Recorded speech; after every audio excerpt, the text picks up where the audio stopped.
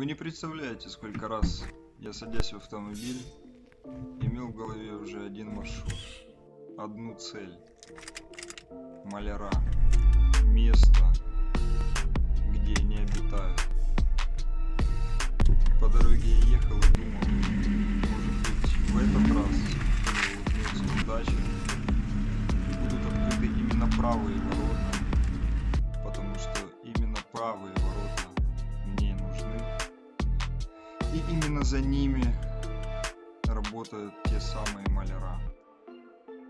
Но нет, как всегда, открыты только левые ворота. И в итоге,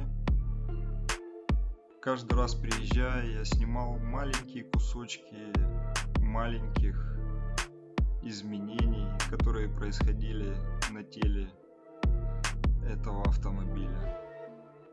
Здесь мы можем видеть левую сторону, она почти закончена, не считая порогов.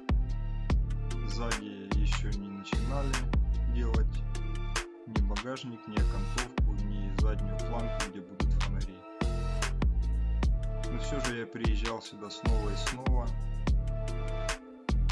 в надежде, что я приеду и будут открыты правые ворота, и за ними работает маляр, и он работает не над какой-то чужой машиной, а над доджем, что он его вышпаклевывает, выводит или зачищает, или уже делает последние штрихи, и мы приступаем к сварке труб.